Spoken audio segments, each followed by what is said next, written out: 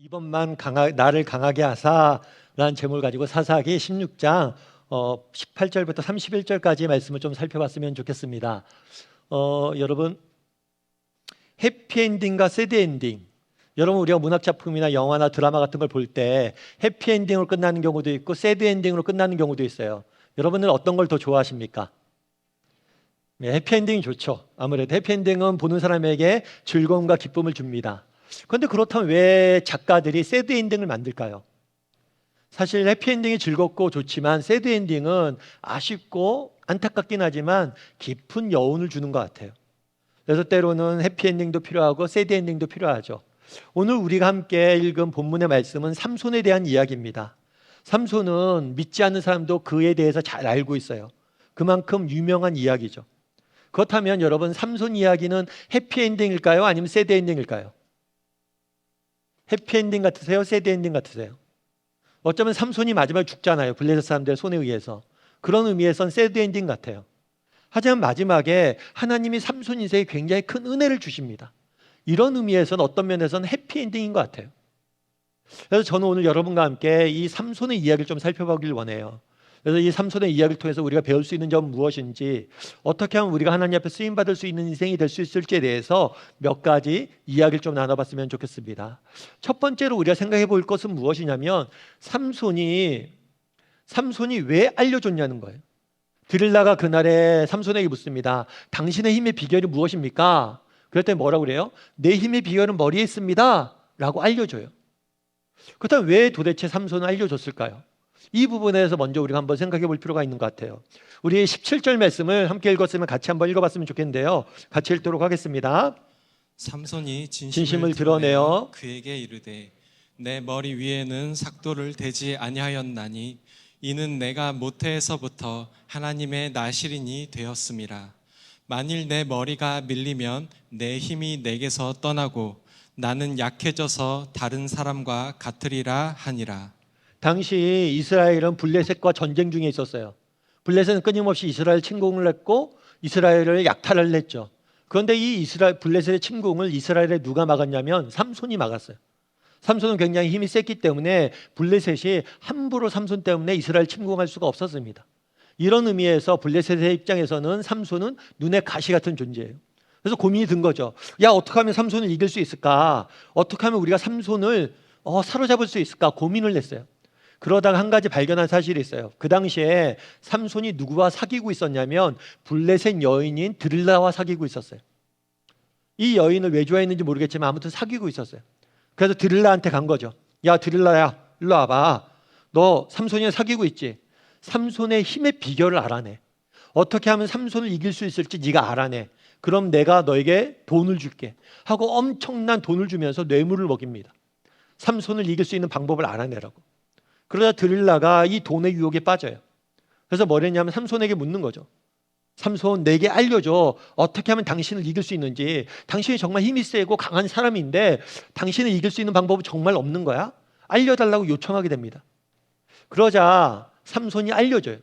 어떻게 알려줬냐면 처음에는 이렇게 이야기합니다. 뭐라고 이야기했냐면 마르지 않는 새 활줄 7으로 자신을 묶으면, 활을 쏠 때 줄이 있잖아요.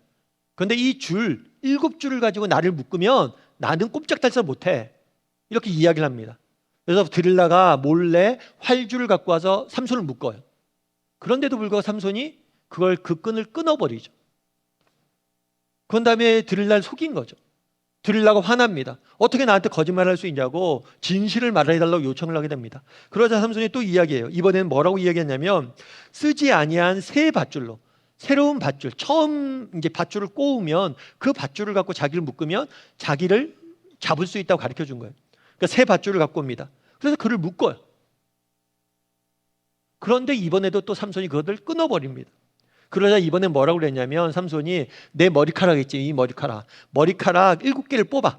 그런 다음에 이 머리카락을 통해서 끈을, 실과 더불어 끈을 만들면 나는 그 끈을 풀 수가 없어. 이렇게 이야기를 합니다. 그런데 이번에도 거짓말이었어요.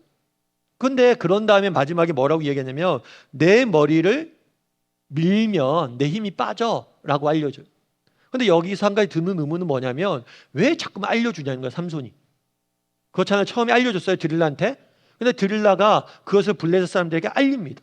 그러니까 삼손이 알았을 거예요. 아, 드릴라가 나를 팔려고 했구나. 그걸 알았어요. 한 번만 한 게 아니에요. 2번 하고 3번 했어요. 그런데 계속해서 속이는 거예요, 드릴라가. 자기를 팔려고 하는 거예요. 자기를 잡으려고 하는 거예요. 그러면 삼손이 바보가 아닌 이상 뭐예요? 알잖아요. 야, 이 드릴라가 나를 사로잡으려고 이런 이야기, 이런 것들을 하는구나. 그럼 어떻게 돼요? 어떻게 해야 될까요? 안 알려줘야죠. 여러분이랑 알려주겠어요? 저 같으면 안 알려줄 것 같아요. 그런데 삼손은 알려주는 거예요. 그럼 왜 알려줬을까요? 삼손이 알려준 이유는 무엇일까요?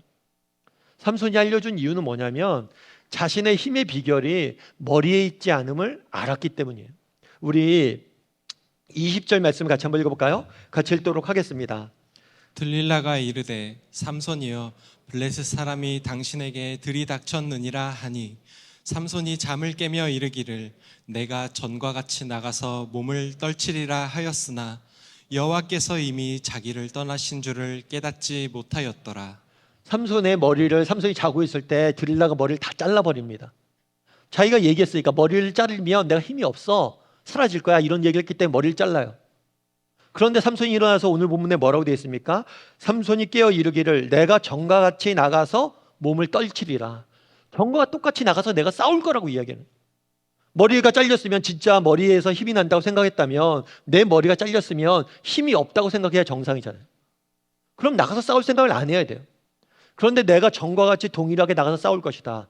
다르게 말하면 내가 이전처럼 여전히 나에겐 힘이 있다라고 생각한 거예요.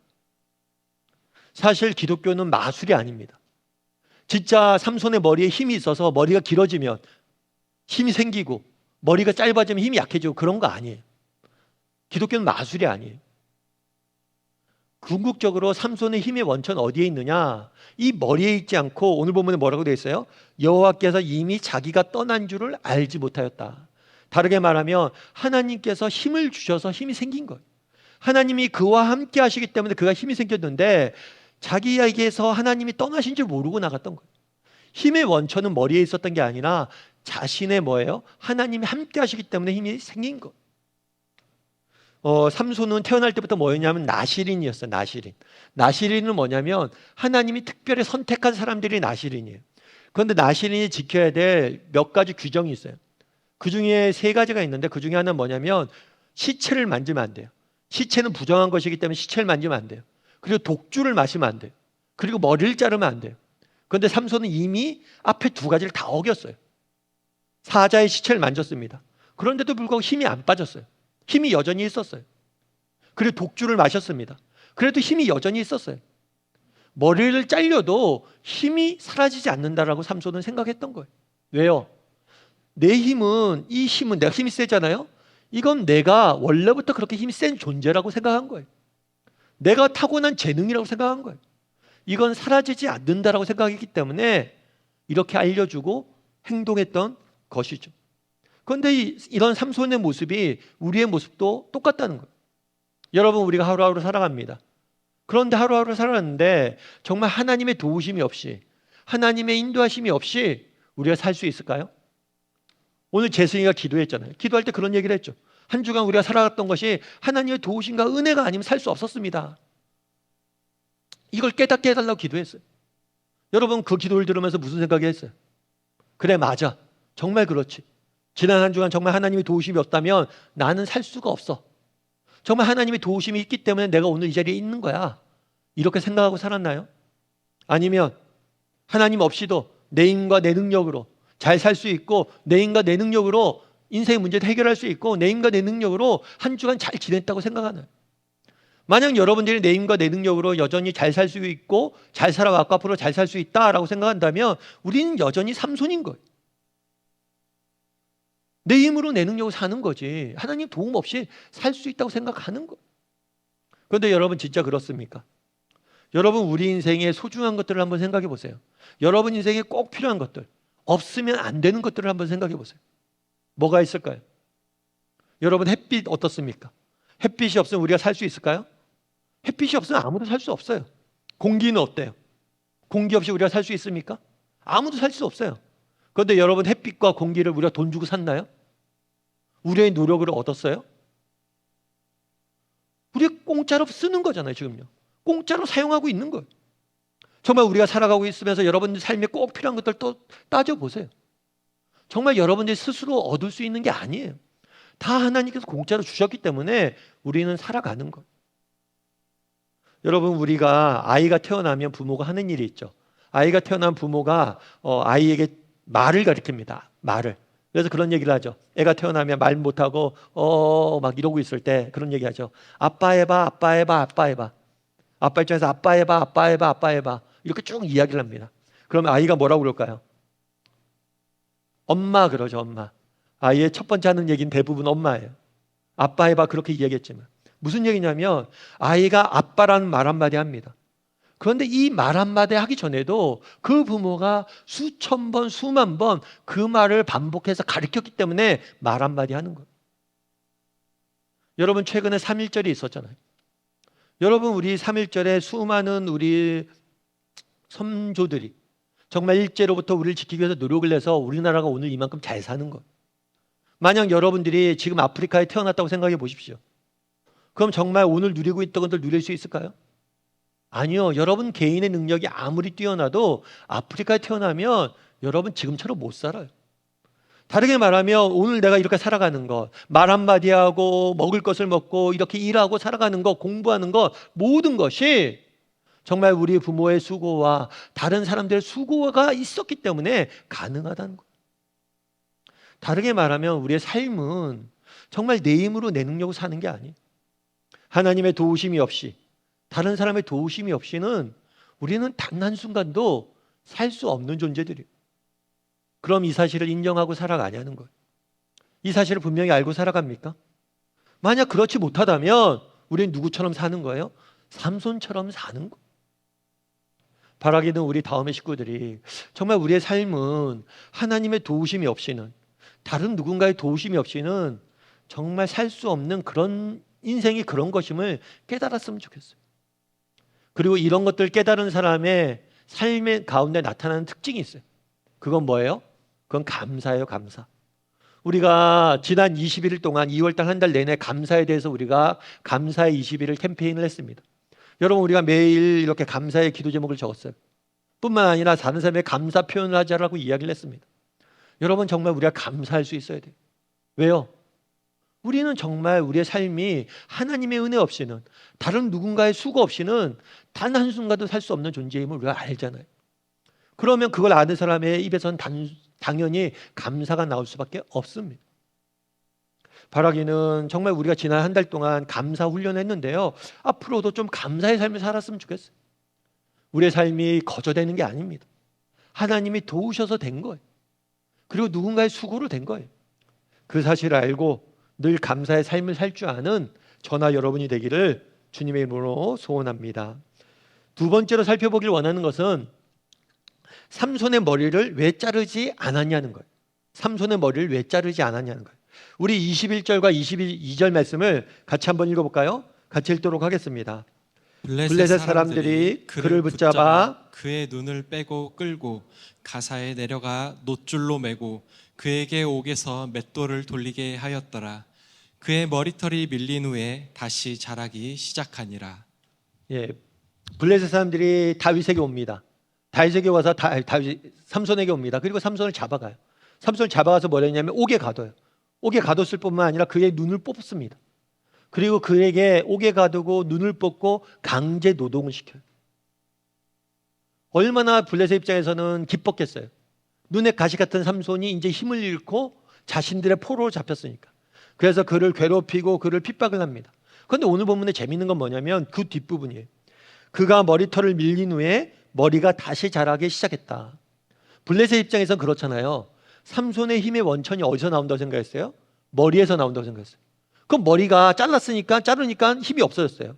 그런데 삼손의 머리가 다시 길러요. 그럼 뭘 해야 돼요? 여러분이랑 뭘 하겠어요? 그렇죠. 그걸 가만히 두진 않잖아요. 그 머리를 잘라야 되잖아요. 제가 지금 어려운 거 묻는 거 아니죠? 머리를 잘라야 정상이에요. 제 머리 길어지네? 잘라야 정상이에요. 그런데 블레셋 사람들 안 자른다는 거예요. 왜 안 잘라요? 블레셋 사람들이 바보인가요? 성경은 바보들의 행진인가요? 삼손은 바보처럼 자신의 비밀을 알려주고 블레셋 사람들은 바보처럼 머리를 자르면 되는데 안 잘라서 나중에 고생을 하고 그렇게 되는 건가요? 블레셋 사람들이 삼손의 머리를 안 자른 이유가 있어요. 그건 뭐냐면 그들이 믿는 신은 어떤 신이냐면 조건적인 신이에요. 조건적인 신. 무슨 얘기냐면 인간이 하나님에게 신에게 잘 보입니다. 신에게 재물도 드리고 신의 말에 순종하고 신의 말에 따라서 순종하고 말 잘 듣고 잘 살아요. 그러면 신이 뭘 하는 거예요? 축복하는 거예요. 축복해서 힘도 주고 능력도 줘요. 그런데 만약에 인간이 신에게 잘못 보여요. 신이 하지 말라는 일을 합니다. 그리고 신에게 감사하지 않아요. 그러면 신이 그를 뭘 하는 거예요? 벌 내리는 거예요. 블레셋 사람들의 눈에는 뭐냐면 삼손은 이미 하나님이 말씀하신 언약을 어긴 거예요. 하나님 입장에서 보면 블레셋 사람들 입장에 보면 그는 하나님의 말씀을 어겼고 하나님의 벌을 받은 사람이 더 이상 그에게 축복하지 않아요. 그렇기 때문에 뭐 한 거예요? 그는 이미 실패자고 이미 버림받은 존재이기 때문에 뭘 하는 거예요? 더 이상 신경 쓸 필요가 없는 거예요. 삼손이 하나님의 말씀을 어기고 하나님 뜻대로 살지 않았기 때문에 하나님이 그를 버리셨고 더 이상 그에겐 소망이 없다. 그는 다시 재생할 수 없다. 회생할 수 없다라고 생각하기 때문에 뭘 한 거냐면 머리를 안 자른 거예요. 그들이 갖고 있는 조건적인 신의 개념에 의하면 삼손을 머리를 자를 필요가 없는 거예요. 그렇지만 우리가 믿는 하나님은 세상 사람들이 생각하는 이런 조건적인 신이 아니에요. 우리 하나님은 누구예요? 우리의 사랑하는 아버지 되시죠. 우리가 자녀를 키울 때도 마찬가지예요. 여러분 자녀를 키울 때 자녀가 말을 잘 들으면 어떻습니까? 자녀가 말 잘 들으면 어때요? 감사하죠. 기쁘죠. 고맙죠. 그래서 웬만하면 자녀들에게 뭐 하나라도 더 챙겨주고 싶고 자녀들의 부탁에 대해 잘 들어주려고 그래요. 근데 자녀가 말을 안 들어요. 자녀가 말을 안 듣고 말썽 피우고 부모의 뜻에 따르지 않아요. 그럼 어때요? 여러분 어떻습니까? 밉죠. 때론 꼴도 보기 싫고.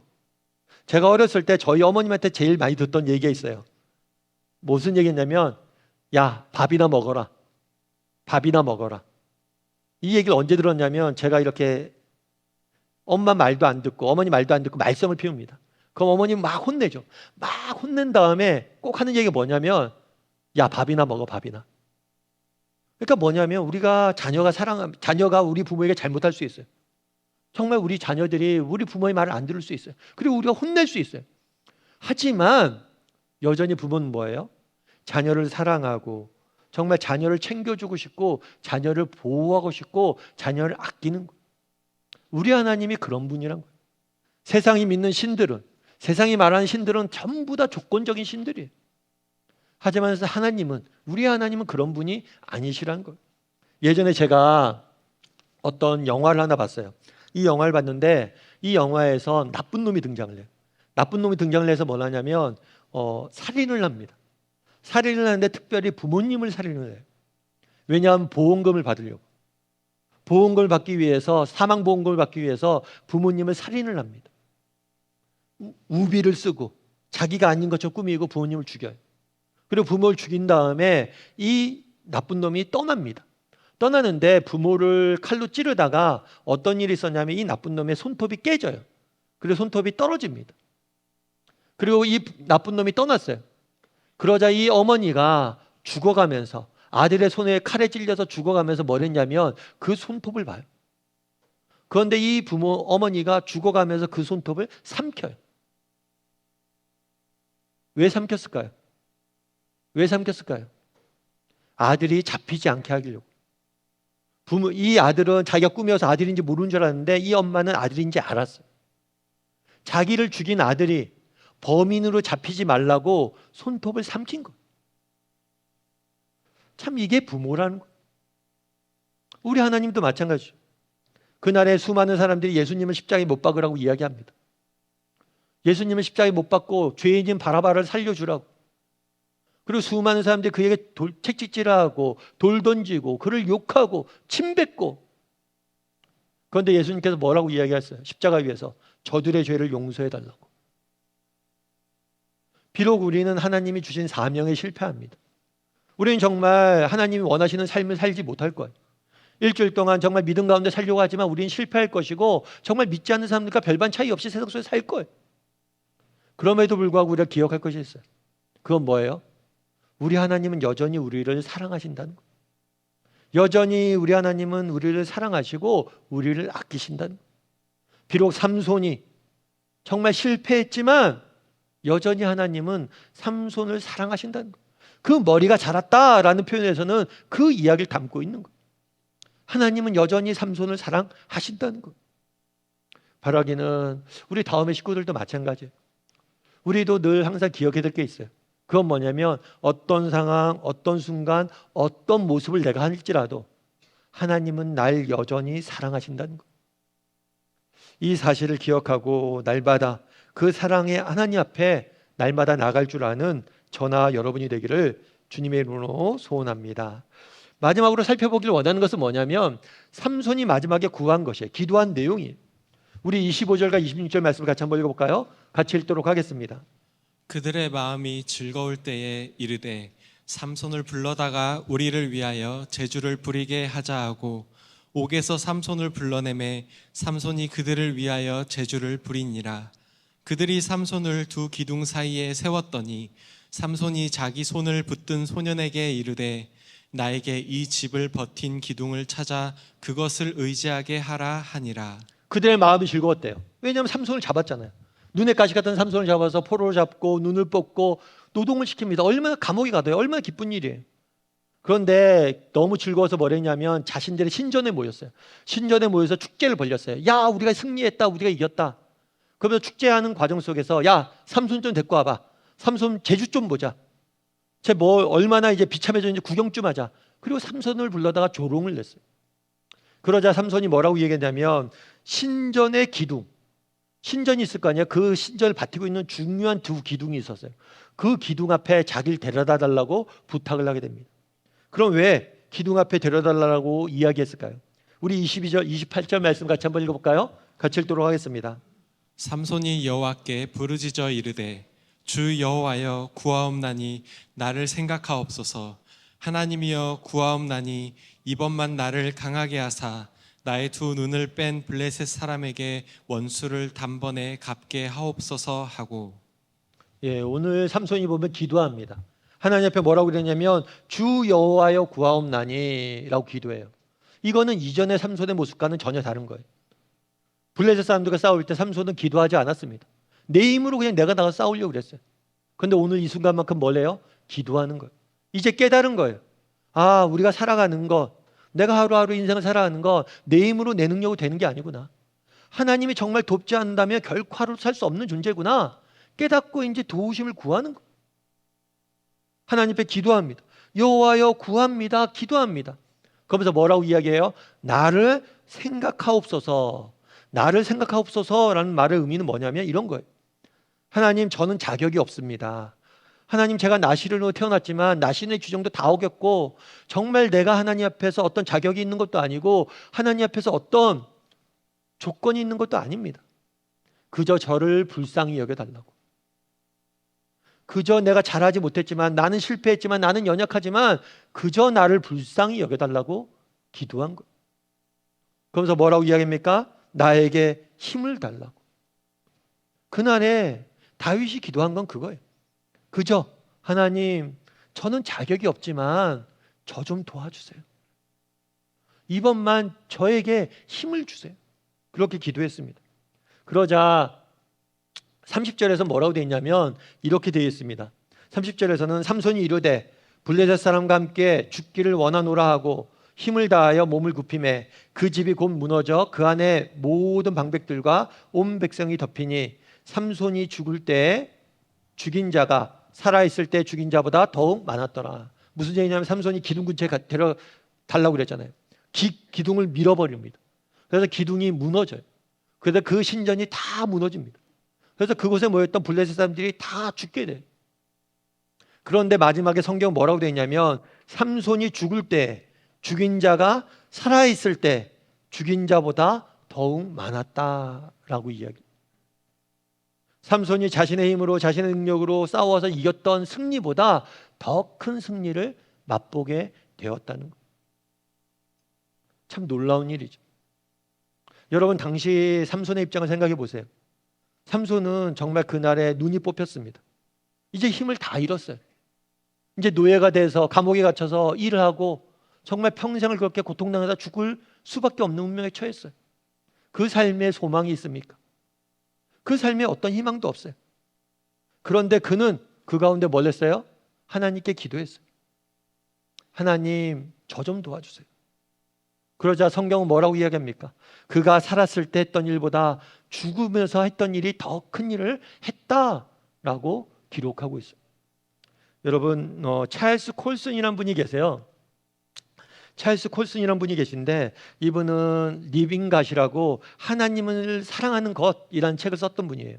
근데 이분은 원래는 누구였냐면 미국의 닉슨 대통령의 법률 보좌관을 지냈던 인물이에요. 굉장히 똑똑한 인물이었죠. 왜냐하면 미국에서 백악관이잖아요. 백악관에서 법률 보좌관이면 법조계, 미국에서 법조계에서는 최고의 자리에 오른 거예요. 아무나 미국 같은 그 큰 나라의 법조계에 최고의 자리에 오르겠냐고요. 그는 굉장히 똑똑한 인물이었고 똑똑했을 뿐만 아니라 목표한 것이 있다면 무엇이든지 성취하고 마는 성취지향적 인물이었어요. 그래서 사람들이 그를 별명으로 뭐라고 불렀냐면 사악한 천재라고 불렀어요. 사악한 천재.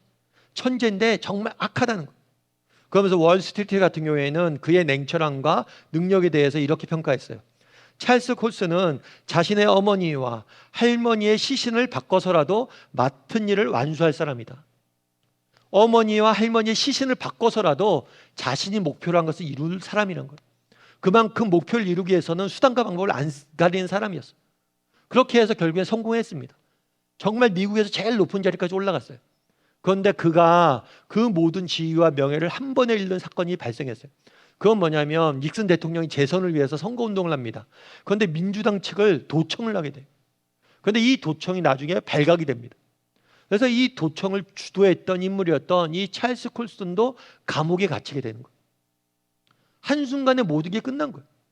정말 최고의 자리에 있다가 정말 그의 정치 인생이 다 끝난 거예요. 모든 것이 바닥으로 떨어졌어요. 그런데 리빙갓에서 그는 자신이 그때 경험들을 뭐라고 썼냐면 이렇게 썼어요. 이렇게 썼어요. 내 일생의 최대의 유산은 나의 최대의 실패, 즉 내가 전과자라는 사실이었다. 내 인생의 가장 큰 성공은, 가장 큰 유산은 뭐였냐면 내가 전과자가 되었다는 최대의 실패였다는 거예요. 교도소에 들어가게 된 나의 최대의 치욕이 나의 생애를 하나님께 가장 유용하게 사용하시게 된 시작이었다. 그분은 당신의 영광을 위해 내가 자랑할 수 없는 그 한 가지 체험을 택하셨던 것이다. 승리는 실패를 통해 왔고 치유는 부서짐을 통해 왔고 자아의 발견은 자아를 버림으로써 내게 찾아왔다. 무슨 얘기냐면 이 사람이 감옥에 갑니다. 감옥에 가서 C.S. 루이스의 책을 읽어요. 그리고 하나님을 만나게 됩니다. 그리고 회개하게 돼요. 그리고 하나님을 만나게 되고 정말 남은 인생을 보다 의미 있게 사용하기로 결심을 합니다. 그런 다음에 뭘 했냐면 교도소에서 사람들을 전도하기 시작해요. 그래서 교도소 성교회를 만듭니다. 뿐만 아니라 이후에서 감옥에서 나온 다음에 이후에도 정말 많은 기독교적인 선한 사역들을 많이 해요. 그래서 나중에 기독교계의 노벨상이라고 불리는 템플턴 상을 받을 정도로 선한 영향력을 미치게 됩니다. 그가 백악관에 있었을 때보다 그가 감옥에 나온 다음에 더 큰 영향력을 미치게 된 거예요. 그러면서 그런 얘기를 하는 거예요. 승리는 실패를 통해 왔고 치유는 부서짐을 통해 왔고 자아의 진정한 발견은 자아를 버림으로써 발견하게 되었다. 자신의 인생이 밑바닥에 떨어졌습니다. 그런데 밑바닥에 떨어진 자신을 하나님이 만나주셨고 하나님이 내 인생을 새롭게 빚으셨다는 것. 그날의 삼손이 뭐라고 이야기합니까? 나를 기억하사 내게 힘을 주옵소서. 정말 하나님 구하옵나니 나를 생각하여 주옵소서. 바라기는 우리 다음의 식구들도 정말 삼손처럼 기도할 수 있는 사람이 되었으면 좋겠습니다. 정말 우리 중에는 인생의 바닥이다 라는 상황에 처해 있는 분들이 있을 수 있어요.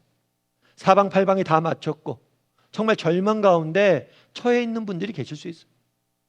하지만 그날의 삼손이 그러했던 것처럼 눈이 뽑히고 감옥에 갇혔던 삼손이 그러했던 것처럼 정말 우리가 진심으로 하나님께 하나님 저를 도와주세요. 저를 생각해 주세요 라고 기도한다면 삼손에게 일하셨던 하나님께서 우리에게도 동일하게 일하실 거예요. 정말 그런 믿음을 갖고 우리의 상황이 어떻든, 우리의 형편이 어떻든, 우리의 모습이 어떻든 삼손처럼 기도할 줄 아는 사람이 되었으면 좋겠습니다.